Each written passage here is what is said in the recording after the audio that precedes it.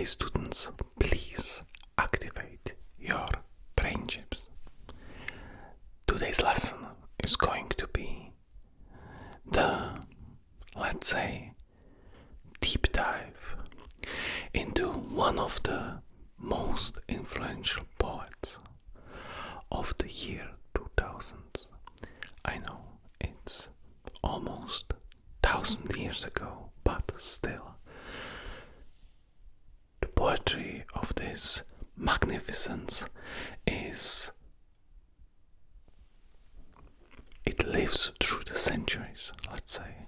Let's keep it that way. And we'll write a test out of it, so better listen up. So, let me pick the poem. You can list it if you want to read it while I am explaining the deep essence of these verses. Okay, so the poem we have today is by the famous artist group from year around 2000 called Smash Mouth, and the austere poem is called All Star. Actually, in the year 2000,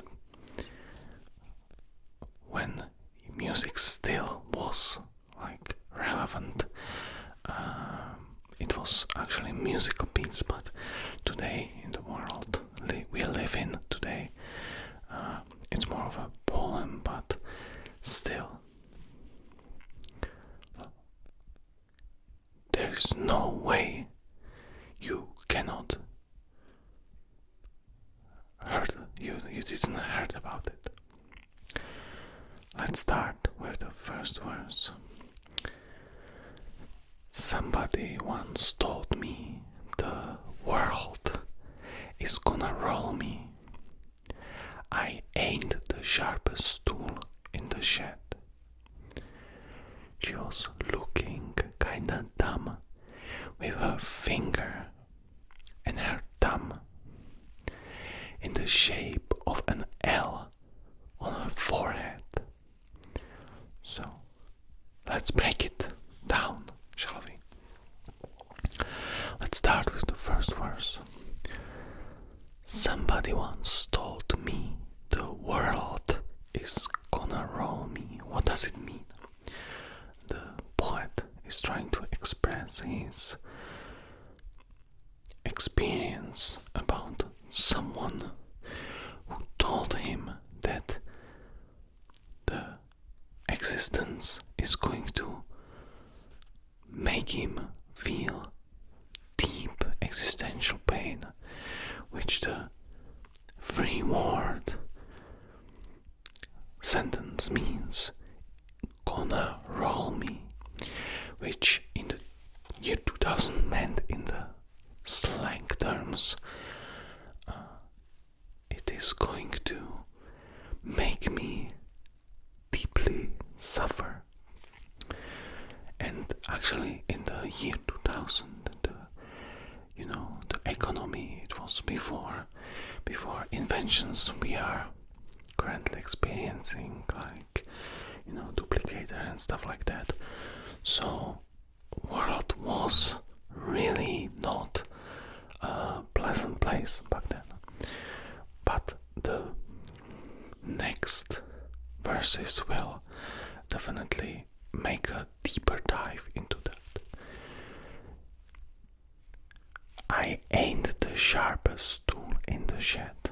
Well, this verse is extremely deep. What does it say? Back in the day, there used to be things called tools. Before, the robots did everything with their, adjustable arms. Humans actually had to pick a tool made out of metal or plastic or something and do the work by themselves.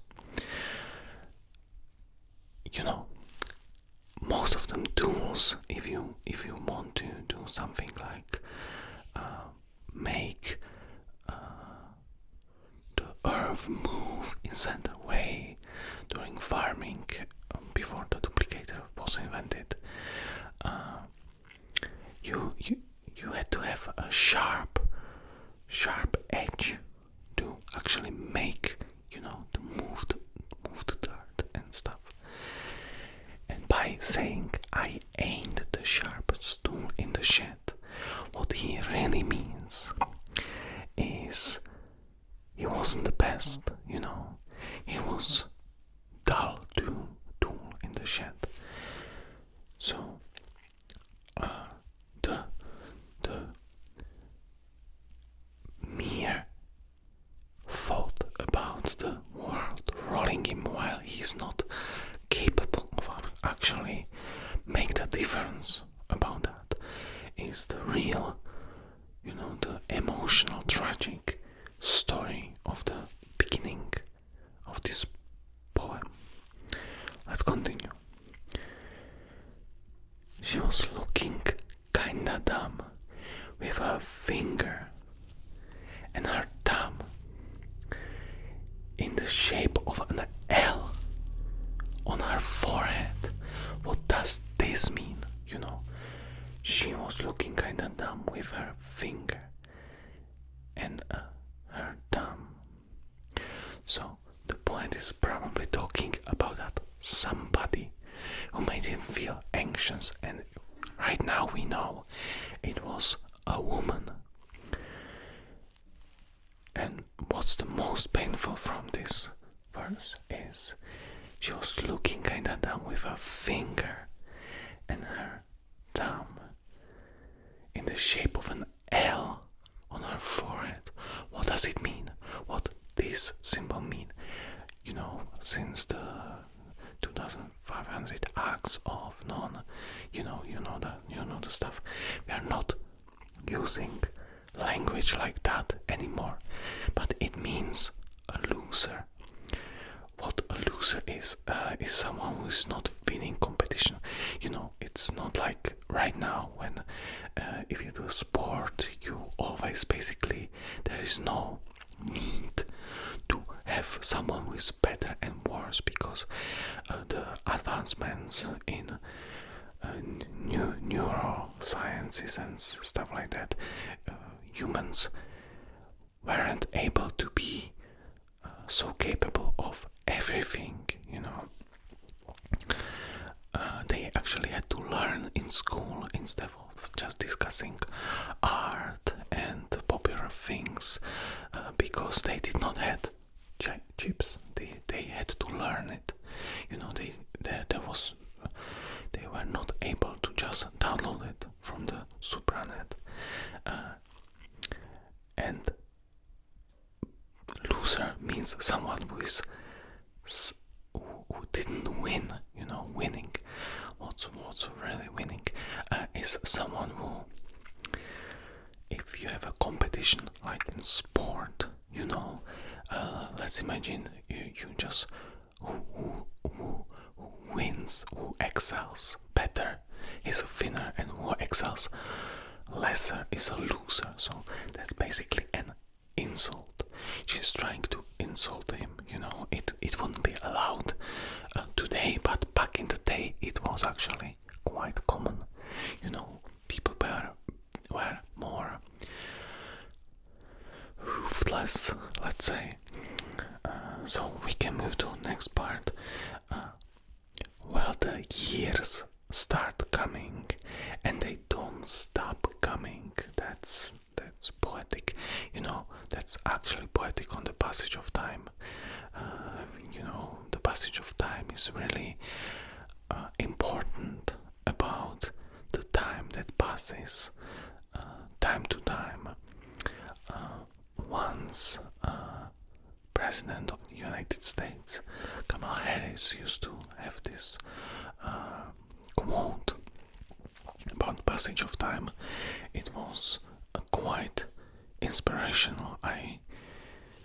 You can download it from Wikipedia or stuff, but it existential dread that the life, continues.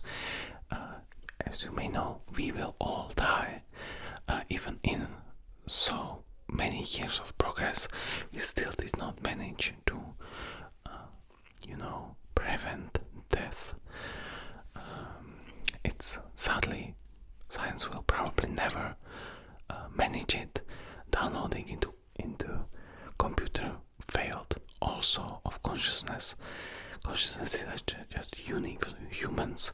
Of course, we can live 500, 600, somebody 700 years right now, but the aging. Back in the day, people lived only 70, 60, 70, someone 80 years. So we managed to make it 10 times longer, but the capabilities of human biology are, limited.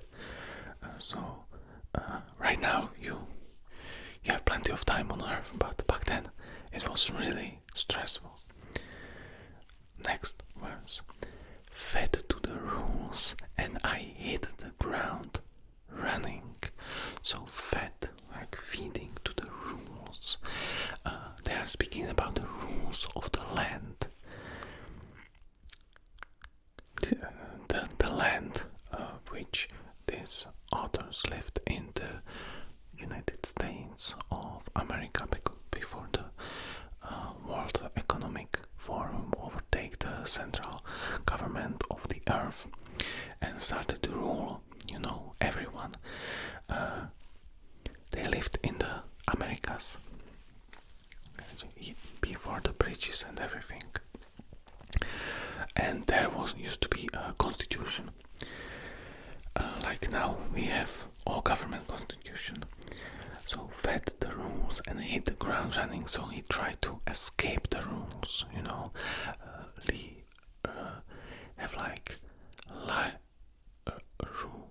rule-less life, which most people can't even imagine today. But sometimes there was this desire of false sense of freedom from society, which really is impressive. We don't have to dive into that. So hit the ground running. Didn't make sense not to live for fun. Back in the day, the fun aspect was very limited to what we have now. If you wanted some kind of pleasure in living, you had to secure the financial stability and stuff like that. It's not like today, and those verses really can bring it to us, but to try to understand how it was difficult actually to try to do. When you can't do what you really want, you have to do something for living, because there wasn't infinite everything like we have now. The infinite, but the space is infinite, and the mining is so easy with the teleportation and duplicator. It's you wouldn't consider going to work for the whole day to just do some things for fun. Then after that, you had to manage it together to get the finances to buy the limited. It was really cruel time back in the day. Your brain gets smart, but your head gets dumb, which really means what I'm saying. You are getting smarter by doing things, but you are getting dumber by repeating them and having to balance everything. It makes you apathetic, let's say, apathetic. So much to do, so much to see.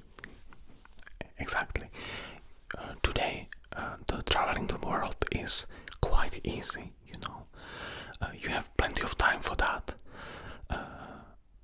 It's actually a must, as all of you have been through a lot of exploitation devices quite easy. Back in the day, you had to actually move, in space. Like if you are walking on those devices, it was called cars, planes, and stuff like that. You can see it in museums still, or if you wind it up in Wikipedia or somewhere, you can watch this. How people used to travel around the world, and you had that limited lifespan, which and balanced it with work incredibly hard. So you can really feel the angst of the poet when he's trying to, tell you why. So what's wrong with taking the back streets? This verse really talks about cheating. Sometimes you had to. Back in the day, there was this thing called crime, when you actually stole resources from other people, or you attacked them, or something like that. We eliminated the crime in 2500, but it was quite common, many countries, even the United States, had problems with that.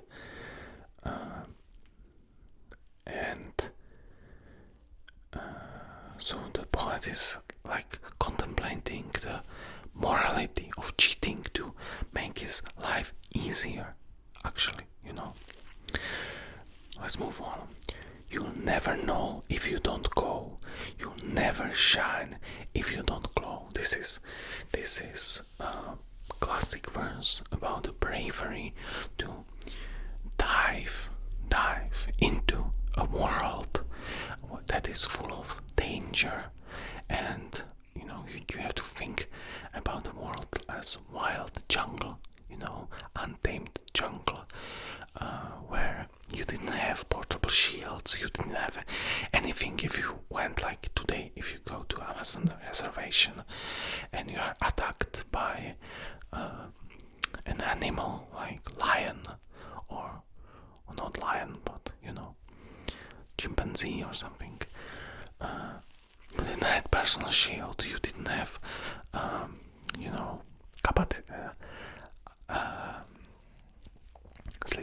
sleeping agents and everything that protect us, from any harm.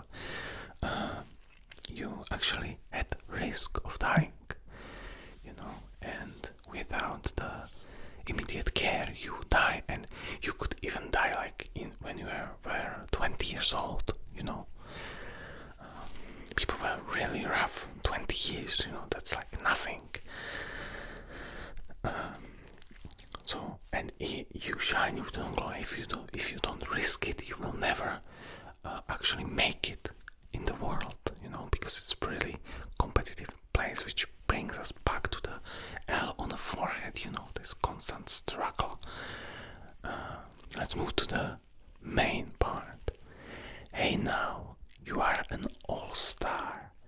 Get your game on, go play. Which means, again, make the world about that you exist, and dive into the big leagues and try to show people that you are really something else, and you are worth, of the fame and this called money, which used to be where you exchanged it for the resources and stuff like that. Hey, now you are a rock star, get the show on, get paid. Rock star, which means basically they were before the 2015, when the music stopped existing in the form we know it. They knew it. You could be a so-called rock star, which means you would basically be famous for many people. That was before the personal circles and the ultranet like connection, and you actually got paid for the stuff. Like if I'm educating you, you wouldn't be there because you want to learn something. You would be there basically by force, and I would get paid, so I could buy like house and stuff like that, which of course it's hard to imagine now, but it used to be like that. And all that glitter is gold. Only shooting stars break the mold. You know, the rock stars used to be like, you know, they had a gold, like gold chains and lots of money and stuff like that, which back in the day, you know, was really the symbol of status. It wasn't the high morals and, you know, incredible ideas that we have today, but it was the fame and stuff. And the stars break the mold, which is the mold of the society that's trying to form them into how he makes it in previous verses, into the, you know, the citizen that follows the rules, and he doesn't want to follow them anymore. You know, he wants to have fun, so he wants to be the shooting star that with the kinetic energy can break the actual mold of the society, which is the metaphor, you know, metaphor for the everything. Let's move to the next verse. It's a cool place, and they say it gets colder.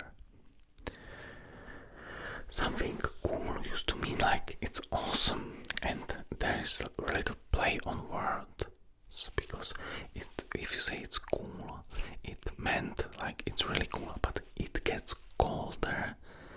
It's actually not what it means, you know.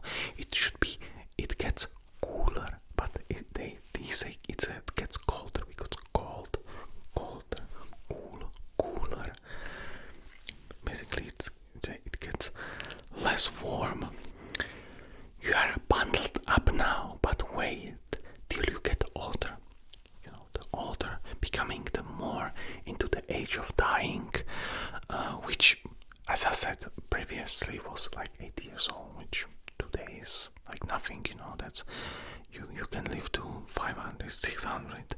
Somebody lives to 700. So back in the day, they didn't know about adrenochrome and stuff like that, so people were not able to live so long, so they were really scared of dying even at a younger age, you know. Right now you basically have 100 years to just have fun and stuff like that, and then you can, you know, go into art, research and things to help the society to prosper and advance. But the meteor men beg to differ, judging by the hole in the satellite picture, which means the immediate catastrophe that can strike Earth, you know, before the space guarding system, before the laser guarding system of the Earth, before the almost, you know, which was in around 2502. You know, we had many asteroids that tried to make impact Earth, but you know, the satellite, the guarding satellite laser system, GSLS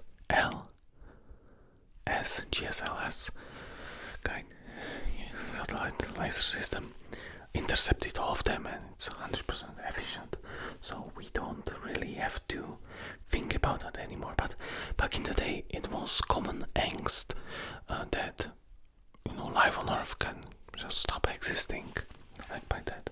Of course, since we became, thanks to Elon Musk in 2000, it was 2050, I think, the multiplanetary species, it was a little slower, but this was in around 2000, so they didn't even know this would come. The ice we skate is getting pretty thin. The water's getting warm, so you might as well swim. So this was a real phenomenon when people thought that by releasing carbon into atmosphere they are actually heating the earth. Of course, now we know it was the opposite. They actually improved and make the earth more temperature stable. That's why we today, even if we don't need energy, we still have to make the carbon releasing plants where we make oxygen into carbon by mass scale to increase the amount of carbon dioxide actually in the atmosphere. So that was really pretty false, but it was again the common angst that by the releasing of fossil fuels, which you don't really know what it is, but it used to be oil. It was called oil, which was we now make it synthetically by the duplicator, but back in the day you had to mine it from earth and transform it by other things, by other processes into plastics, and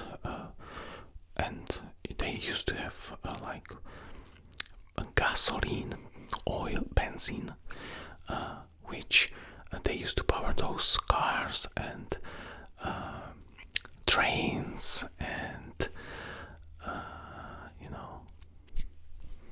flight machines to make them kinetically move,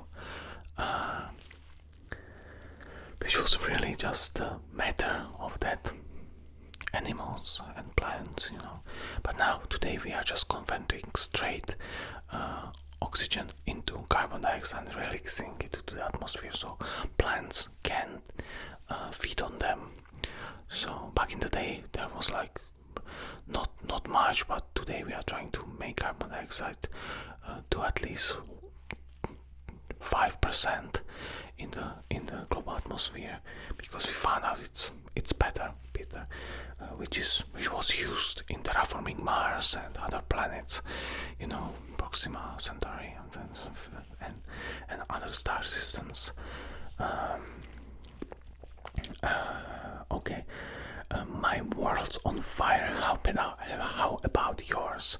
That's the way I like it, and I never get bored, So on the other hand, he's expressing the relief that he knows the world is going to.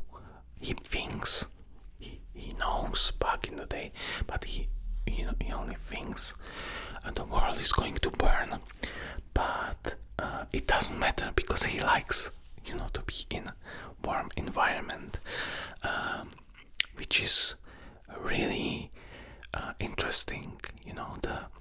The humans used to be so cynical, let's say, about the existence at all.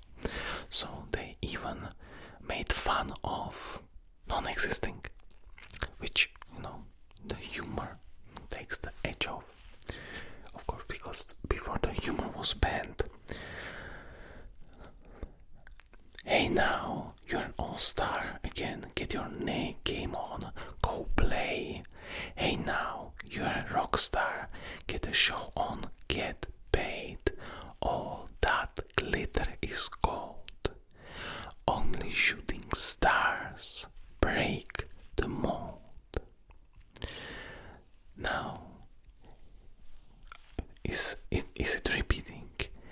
There used to be a lot of repeating in poetry back in the day, because it was really hard, to make something, so people had to repeat it, especially in music, to make it longer so people can listen to the tunes. Hey now, you are an all-star, get your game on, go play. Hey now, you are a rock star, get a show on, get paid. All that glitter is gold, only shooting stars break the mold. Verse number 3.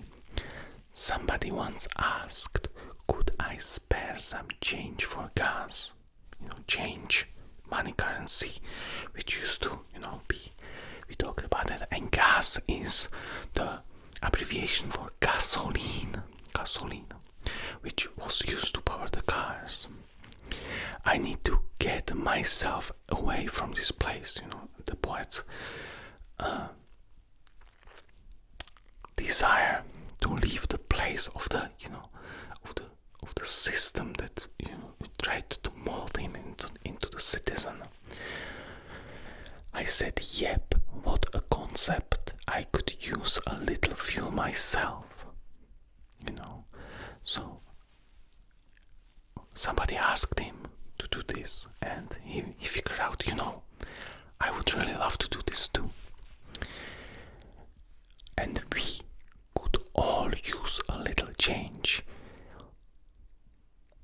Yes, so, the whole society was thinking about doing the change, making the move from the strict society into the fun society, which back in the day used to be a thing. There were things like revolutions and stuff like that before the final revolution of World Economic Forum, which governs us today with great success. All the people on the earth. Well, the years start coming, and they don't stop coming. Fed to the rules, and I hit the ground running. Didn't make sense not to live for fun. Your brain gets smart, but your head gets dumb. So much to do, so much to see. So what's wrong with taking the back streets? You'll never know if you don't go. You'll never shine if you don't glow. Hey now, you are an all-star. Get your game on, go play. Hey now, you are a rock star. Get a show on, get paid. And all that glitter is gold. Only shooting stars break the mold. And all that glitter is gold. Only shooting stars break the mold. So this was probably the most influential poem of the 20th century and 21st century, and maybe even until today. So I hope you made some progress in your study of poetry of the last century, and we'll write a little test, so don't forget to try to study at home. Download something to your brain chips, which will be beneficial to write some nice explanation of the poems. So thank you, and I will see you at the next lesson.